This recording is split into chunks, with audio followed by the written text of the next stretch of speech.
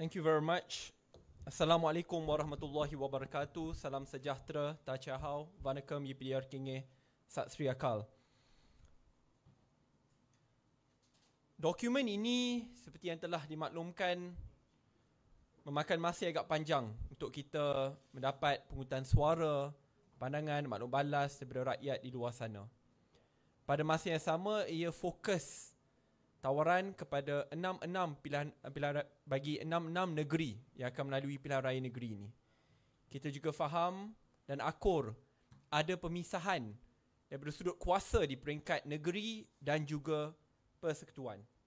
Namun demikian, kita tetap ingin mengetengahkan manifesto politik baru kita yang akan diguna pakai oleh calon-calon muda dan akan kita terus perjuangkan pada pilihan raya negeri yang akan datang ini. Manifesto ini terbelah ataupun terbahagi kepada 4 bahagian. Agenda pertama iaitu pro-rakyat, telus dan inklusif. Agenda kedua, suara lantang anak muda. Agenda ketiga, digitalkan ekonomi dan perkhidmatan kerajaan. Dan agenda keempat, berkenaan pemeliharaan alam sekitar. Yang akan saya bacakan sebentar ni hanya merupakan rumusan. Saya berharap bahawa rakan-rakan media akan dapatkan QR code untuk muat turun dokumen penuh dan dokumen rasmi manifesto politik baru kita. Sudah dimaklumkan ke kepada rakan-rakan media?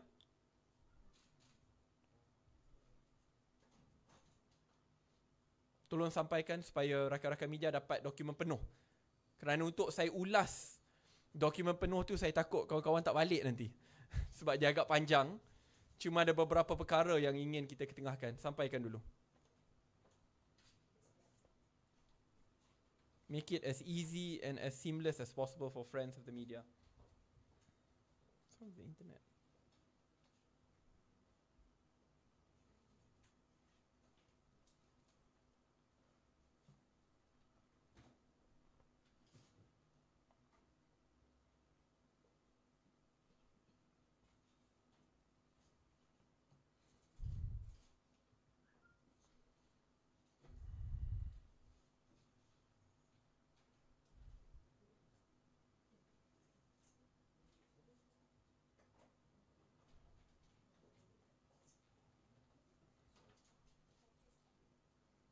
Okey, rakan-rakan media sudah dapat?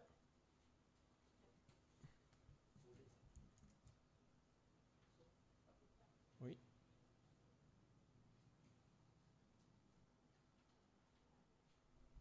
Saya tunggu dulu ya.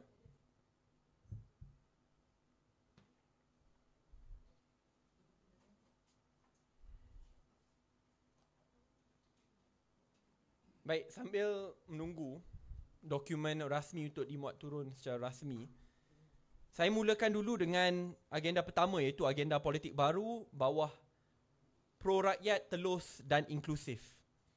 Muda percaya untuk membina negeri ataupun negara yang maju, pembangunan itu perlu bersandarkan kepada institusi dan institusi rakyat. Institusi ini melangkaui politik personality ataupun politik kepartian. Dengan itu, visinya adalah tidak kira siapa pun yang membentuk kerajaan, tidak kira parti mana pun yang menang, tidak kira siapa pun yang menjadi menteri besar, negeri dan negara itu akan berada di landasan yang betul.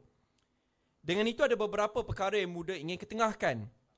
Pertama sekali adalah untuk kurangkan pemusatan kuasa. Pemusatan kuasa pada hari ini ada di mana kebanyakan keputusan-keputusan besar dibuat di peringkat menteri besar dan juga exco.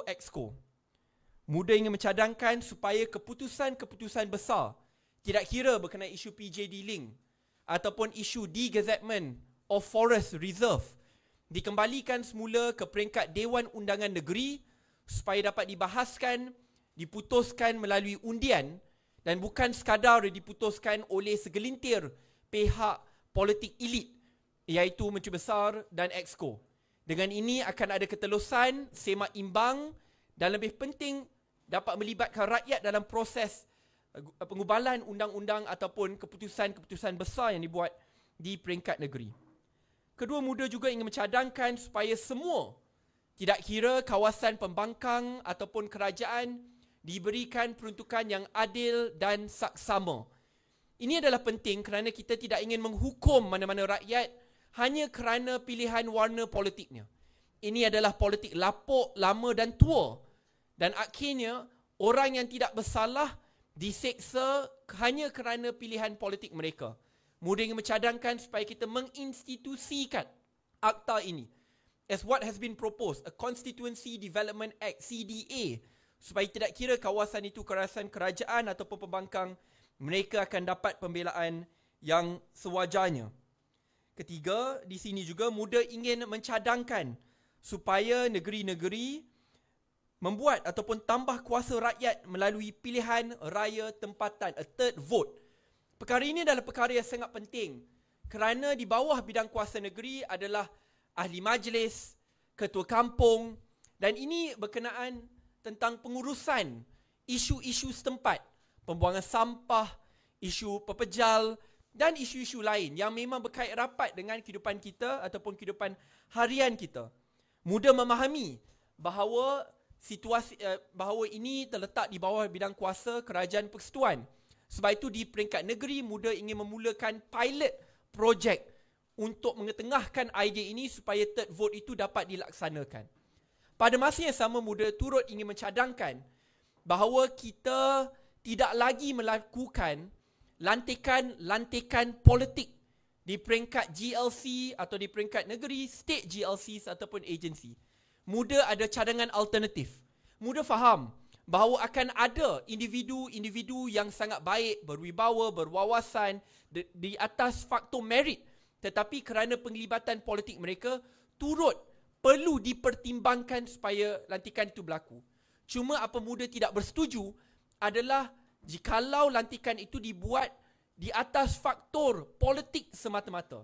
Dengan itu, bagi peringkat lantikan agensi ataupun state GLC, muda mencadangkan supaya kerajaan negeri dan persekutuan menubuhkan satu jawatan kuasa bebas, an independent selection body yang dipimpin oleh mantan penjawat awam sedia ada, pakar-pakar, teknokrat dan korporat, supaya mereka dapat mempertimbangkan semua tawaran, semua pencalonan yang turut boleh dibuka kepada umum.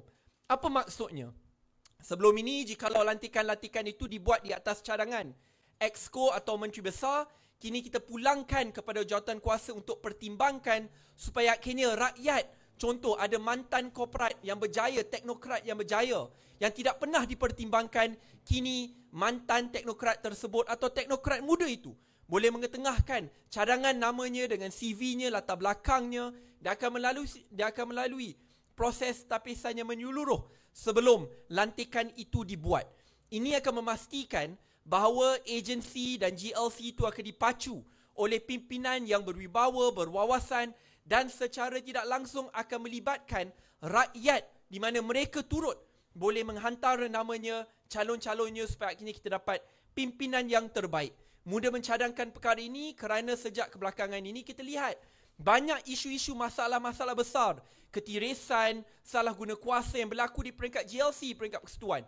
8 bilion ringgit perlu kita bail out, 11 bilion ringgit perlu kita bail out, yang menggunakan dana rakyat kerana ketidakcekapan pimpinan ataupun pengurusan yang sedia ada. Sebab itu muda ingin mencadangkan perkara ini supaya lantikan itu dibuat di atas faktor merit dan bukan sekadar politik semata-mata. Muda turut akan memastikan di peringkat negeri itu sendiri, kita mencadangkan supaya kita menginstitusikan akta pendanaan politik ataupun pilihan raya seperti apa yang telah diketengahkan oleh pimpinan bersih. Walaupun muda masih menunggu dan mendesak kerajaan persekutuan untuk memulakan akta pendanaan politik ataupun pilihan raya di peringkat persekutuan, tetapi seperti apa civil society dan NGO telah gariskan, kita boleh mulakan di peringkat negeri terdahulu untuk memastikan bahawa isu rasuah, salah guna kuasa dapat dikurangkan dan dapat dibantras, dan kita tidak mengekalkan sistem yang sedia ada di mana winner takes all, di mana tokoh-tokoh korporat ataupun ahli yang maha kaya boleh membeli semua parti politik, tidak kira dalam kerajaan atau pembangkang, dan tidak kira siapa yang membentuk kerajaan, akhirnya mereka juga yang menang. Sebab itu akta pendanaan politik ataupun pilihan raya ini sangat diperlukan. Muda turut akan mencadangkan supaya semua wakil rakyat, ADUN, Menteri Besar diwajibkan untuk mengisytiharkan segala asetnya. Kita tidak boleh hanya mengetengahkan idea ini di kerajaan dan persekutuan, tetapi di peringkat negeri kita lupakan pula. Pada masa yang sama, muda akan memulakan langkah yang berani untuk mencadangkan pemansuhan. Muda akan mencadangkan pemansuhan skim pension sedia ada di peringkat DUN, dan bagi diri saya di peringkat parlimen akan dicadangkan juga. Muda ingin menggantikan dengan skim seperti apa majoriti rakyat Malaysia lalui. Tidak kira program caruman tetapi bukan melalui pension. Muda rasa tidak adil apabila rakyat perlu bekerja puluhan tahun sebelum boleh dapat pension. Mereka yang bekerja dalam sektor swasta perlu kerja puluhan tahun untuk akhirnya mendapat dana persaraan yang mencukupi. Tetapi bagi pimpinan politik, hanya setahun, 2 tahun bekerja terus dapat jaminan pension seumur hidup. Muda ingin mansuhkan perkara ini supaya mereka ini akan lebih dekat dengan rakyat, tidak ada tembok yang memisahkan mereka dengan rakyat. Tetapi lebih penting adalah untuk memastikan bahawa mereka yang menyertai politik bukan kerana kuasa, bukan kerana kedudukan, bukan kerana jawatan atau jaminan pension, tetapi mereka yang betul-betul berniat ikhlas ingin berkhidmat untuk rakyat dan membela masa depan rakyat. Sebelum ini muda juga telah pun mengetengahkan isu di mana ada pertindihan daripada sudut pension, ahli parlimen, ADUN, speaker, menteri besar, menteri, Perdana Menteri. Dan pertindihan ini tidak adil kerana akhirnya jumlah pension total itu agak luar biasa sekali. Sebab itu muda akan menguruskan perkara ini. Pertama, tidak ada lagi pension. Tetapi yang kedua adalah untuk memastikan jikalau yang sudah lepas, ia diuruskan hanya satu. Seperti good governance practice di sektor swasta. Muda turut akan berusaha sebaik mungkin. Sama seperti jaminan kita ataupun tawaran kita untuk mengetengahkan 50% calon wanita. Muda juga ingin memastikan dalam proses pergubalan dasar, we will work forward adalah untuk memastikan bahawa golongan wanita diberikan keadilan dan tempat yang secukupnya dalam proses pergubalan dasar, tidak kira di peringkat jawatan kuasa ataupun di peringkat tertinggi agensi GLC dan juga di peringkat Dewan Undangan Negeri. Pada masa yang sama, bagi agenda 2 yang melibatkan anak muda, saya akan cantumkan agenda 2 dengan agenda 3 kerana agenda mendigitalkan ekonomi dan anak muda ini agak dekat dan rapat dengan hati semua. Muda akan mencadangkan supaya kerajaan mengadakan select komiti ataupun satu jawatan kuasa khas belia yang wajib ditubuhkan di setiap Dewan Undangan Negeri. Jawatan kuasa khas ini akan bermesyuarat sekerap mungkin kerana isu-isu lokal dan setempat yang melibatkan anak muda itu bukan sahaja akhirnya terhad di atas kapasiti NGO, tetapi mereka ini akhirnya ada kuasa dalam pengubalan dasar dan akan dapat melibatkan diri dalam proses kita membina negeri yang maju. Muda turut akan mencadangkan inisiatif Seed Capital, belia boleh bisnes, yang berjumlah RM10,000 kepada 600 usahawan golongan belia dengan tambahan kredit tanpa faedah setinggi RM50,000. Muda faham, ada negeri yang telah memulakan langkah ini, tetapi banyak negeri-negeri lain belum lagi. Muda ingin mencadangkan supaya ini dapat diluaskan, dapat ditambah baik supaya akhirnya ia dapat dimanfaatkan oleh anak muda di kawasan tersebut. Muda turut akan mencadangkan proses belia buat duit guna minat, iaitu bagi mereka yang terlibat dalam bidang-bidang tidak formal, tidak kira content creation, e-sports, yang akan diberikan akses kepada capital ataupun modal untuk memastikan bahawa mereka dapat ke hadapan. Bagi agenda ketiga adalah untuk digitalkan ekonomi dan perkhidmatan kerajaan. Muda akan terus mendesak untuk meluaskan akses ataupun capaian 5G 100% dalam tempoh yang terdekat. Muda sebagai parti hijau juga akan memastikan bahawa kerajaan negeri, khususnya kerajaan negeri Selangor, di mana dia merupakan tumpuan pembangunan ekonomi negara, suku, GDP per kapita datang dari negeri Selangor, akan mengadaptasi proses renewable energy ataupun tenaga boleh baharu. Kerana muda lihat pada hari ini, apabila Johor menempatkan banyak hub-hub, sebagai contohnya digital centers ataupun data centers. Sebab utama Johor dipilih sebagai destinasi utama adalah kerana Johor bukan sahaja akan memberikan insentif atau akan memberikan tanah, tetapi pada masa yang sama ada cukup pembekalan tenaga boleh diperbaharui. Muda rasa bahawa Selangor perlu mengembeling tenaganya dan perlu ada modal asas ataupun permulaan untuk menjemput sektor tenaga hijau untuk melabur berskala besar supaya akhirnya Selangor dapat jadi pemacu utama dalam industri teknologi ataupun tenaga boleh diperbaharui. Pada masa yang sama, muda akan mendigitalkan 100% pengkhidmatan awam di peringkat negeri untuk memastikan pertama kita dapat basmi ekonomi gelap, kedua dapat membantu dalam proses urusan rasmi atau tidak rasmi di antara rakyat dengan kerajaan. Muda juga ingin memberikan contoh yang paling mudah.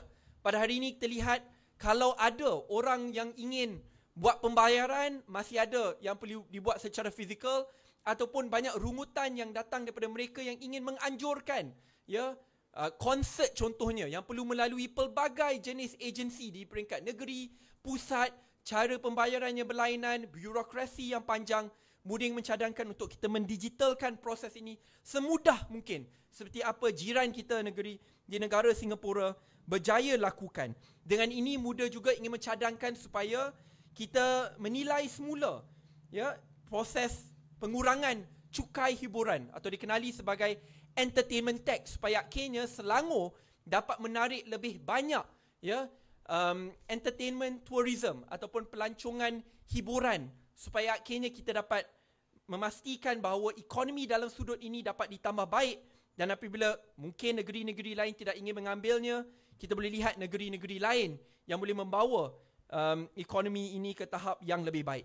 Bagi sektor gig, dan ini perkara yang sangat dekat dengan hati kami di Muda, bagi sektor gig khususnya, tidak kira penggerak Grab, Foodpanda dan yang lain, Muda rasa tidak cukup sekadar kita memberikan bantuan one-off kepada mereka.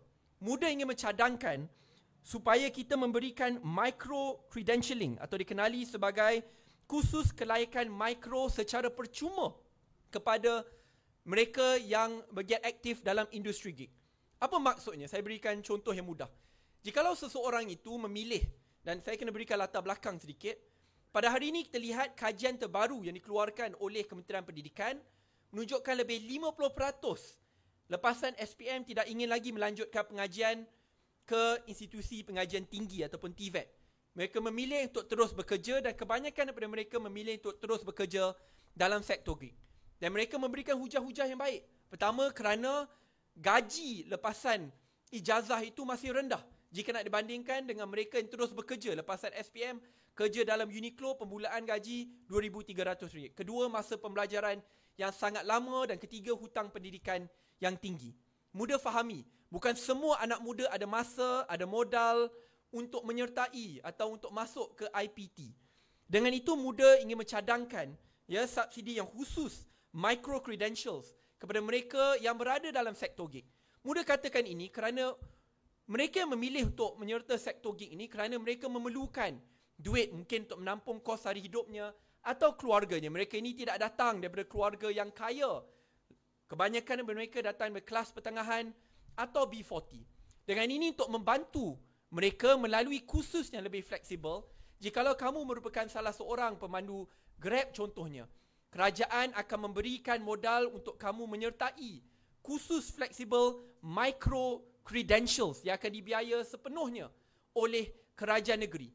Ini adalah penting kerana mungkin kamu tetap akan jadi Grab driver pada waktu pagi, tetapi mungkin 3 ke 4 kali setiap minggu 2 jam setiap sesi kamu boleh menyertai kelas pada waktu malam dan akhirnya dapat micro credentials. Contohnya, kamu merupakan salah seorang Grab driver tetapi kamu ingin jadi salah seorang fotografer ataupun wildlife photographer. Kerajaan akan memberikan subsidi dan supaya kamu dapat complete atau kamu dapat tamatkan pengajian selama 6 bulan atau 8 bulan mengikut tawaran-tawaran yang sedia ada supaya akhirnya kamu tidak terperangkap hanya dalam sektor gig tersebut. Muda kongsikan perkara ini kerana walaupun tawaran untuk menyertai sektor gig ini pada permulaannya baik kerana gajinya lebih tinggi kadang-kadang daripada lepasan ijazah, tetapi masalahnya your ability to climb up the socio-economic ladder itu berkurangan apabila tidak ada ijazah, apabila tidak ada micro credentials. Dengan ini muda akan mencadangkan micro credentials, tawaran micro credentials kepada mereka yang bergiat aktif dalam sektor gig. Keempat, agenda pemeliharaan alam sekitar. Pertama sekali, MUDA akan mengutamakan alam sekitar sebelum pembangunan. Penting akan seimbangkan alam sekitar bersama dengan pembangunan. MUDA katakan ini kerana alam sekitar ini sama seperti khazanah rakyat. It is like having gold at your feet. Kerana realitinya alam sekitar ini akan diwarisi daripada satu generasi ke generasi yang lain. Dengan itu, segala projek besar yang akan mengakibatkan kesan negatif kepada alam sekitar, MUDA ingin mencadangkan pertama sekali, EIA report itu perlu datang daripada kerajaan dan tidak boleh hanya datang dan dibiaya oleh sektor swasta yang akhirnya akan membangunkan projek tersebut seperti amalan lazim. Pada masa yang sama, tidak boleh lagi menggunakan OSA untuk berselindung, ya, di atas projek pembangunan setiada. Contohnya projek PJD Link, di mana sampai hari ini masih diklasifikasikan di bawah OSA. Rakyat berhak tahu supaya rakyat dapat perbahaskan, dapat melibatkan diri, tahu kesannya ke atas diri mereka, rumah mereka, keluarga mereka. Dan isu ini tidak boleh lagi diputuskan oleh Menteri Besar atau Exco sahaja. Tetapi pertama, tidak boleh berselindung di sebalik OSA. Kedua, wajib dibawa, dibahas dan diputuskan di dalam Dewan Undangan Negeri yang melibatkan rakyat secara terus kerana rakyat mengawal siapa adun di kawasan tersebut. Tidak boleh lagi kita berselindung. Ini bukan sahaja melibatkan PJD Link tetapi turut melibatkan projek-projek besar dulu, kini dan pada masa yang akan datang supaya akhirnya kita dapat seimbangkan alam sekitar dengan pembangunan yang negeri itu perlukan. Ada banyak perkara lain juga yang akan dikongsikan berkenaan soal banjir, risiko banjir dan solusinya. Tetapi salah satu perkara yang MUDA ingin ketengahkan juga, which is close to our hearts, bagi diri saya as an animal lover as well, MUDA ingin mencadangkan tambah baik penjagaan haiwan. Kalau kita lihat khususnya di kawasan-kawasan bandar di mana ada banyak kes dera haiwan, ada juga kes di mana pembiakan haiwan itu berterusan akhirnya menjejaskan komuniti setempat. Ada jalan tengah. MUDA ingin mencadangkan supaya kerajaan negeri memberikan subsidi kepada vet-vet untuk berikan neutering percuma untuk memastikan bahawa pembiakan tidak terpelihara ini dapat dikawal dengan lebih baik. Perkara ini telah pun dibuat and data has shown berjaya jika nak dibandingkan dengan sistem di mana kita hanya menangkap, ada yang sampai menembak, tetapi akhirnya pembiakan itu tidak terkawal dan akhirnya kerajaan negeri pun tidak ada dana, tidak dapat bina lebih banyak animal shelters dan keadaan makin lama makin tidak terkawal. Sebab itu neutering adalah permulaan yang baik dan perlu disubsidikan sepenuhnya oleh kerajaan negeri kerana akhirnya tidak kira kita manusia atau tidak, we owe a duty to protect God's creatures. Itu turut melibatkan haiwan. Ini adalah 4 garis utama pembentangan dasar MUDA bagi manifesto politik baru. Sejujurnya kami nak bicarakan soal pendidikan dan banyak lagi yang lain. Tetapi jikalau ia di bawah kerajaan persekutuan, apa MUDA akan lakukan dalam siri-siri ceramah, dalam siri-siri jelajah akan kita kupas, tetapi ini yang melibatkan kerajaan negeri. Tetapi the main focus of MUDA adalah untuk memastikan bahawa negeri dan negara kita capai status negara maju, pendidikan yang berkualiti, pengangkutan awam yang baik, transisi dan carbon intensive economy kepada negara yang dipacu oleh teknologi hijau, sistem pendidikan yang berkualiti. The point is institutions which govern in how we move forward, supaya akhirnya tidak kira siapa pun yang berada dalam kerajaan, layanan kepada pembangkang akan adil, sistem semak imbang kuat. Tidak kira siapa pun yang akhirnya jadi Perdana Menteri ataupun Menteri Besar, negara kita akan berada di landasan yang betul. Itulah definisi negara yang maju. Negara yang tidak kira parti, tidak kira pemimpin, kita akan tetap langkah ke hadapan dan kita tetap akan berjaya sebagai sebuah masyarakat yang madani. InsyaAllah. Itu adalah 4 pecahannya. Terima kasih kepada rakan-rakan media.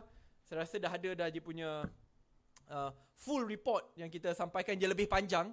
Tapi kalau saya nak ulas satu-satu takut tak habis lah. Terima kasih. Kalau ada soalan, kita akan jawab sekarang.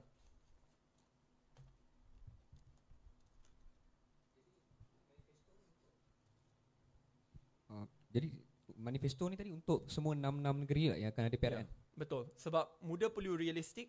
Ini adalah idealisme yang ingin kita kongsikan. Kerana untuk muda ambil alih mana-mana negeri memang mustahil. Kita perlu realistik dalam bab ini kerana kita tidak bertanding di 10% pun jumlah kerusi. Dengan itu, muda ingin menggariskan idea-idea, cadangan-cadangan penambahbaikan yang boleh kita ketengahkan supaya rakyat tahu apa yang akan kita suarakan jikalau diberikan peluang untuk jadi semak dan imbang suara rakyat, voice of conscience for the people di peringkat Dewan Undangan Negeri. Jadi saya nak sahkan, maksudnya kat sini ini cadangan-cadangan kepada kerajaan negeri yang bakal memerintah selepas PRN lah. Dan betul, dan akan muda ketengahkan sebagai solusi kami. So jikalau kita berada dan kita jadi suara rakyat, voice of conscience dalam Dewan Undangan Negeri, seperti muda kongsikan, kita tidak ada jumlah untuk membentuk kerajaan, tetapi yang kita ada adalah idea-idea, idealisme, penambahbaikan yang boleh dicadangkan. Dan insya-Allah kita akan terus berkempen berdasarkan isu-isu ini supaya akhirnya kita dapat pertandingan idea yang baik dan budaya politik yang lebih sihat di Malaysia.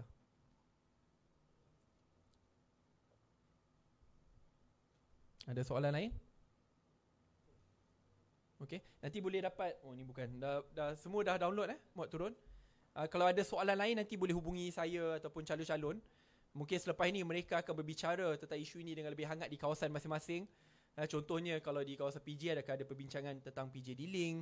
Kalau di Bukit Antarabangsa akan ada perbincangan berkenaan soal banjir kilat, ada isu alam sekitar. So setiap satu kawasan akan ada isunya yang tersendiri, tetapi kita dapat localize manifesto kita supaya akhirnya dapat diguna pakai oleh semua calon dan akan kita utarakan idea-idea penambahbaikan untuk kita naikkan status negeri ke status negeri maju. Terima kasih. Assalamualaikum warahmatullahi wabarakatuh.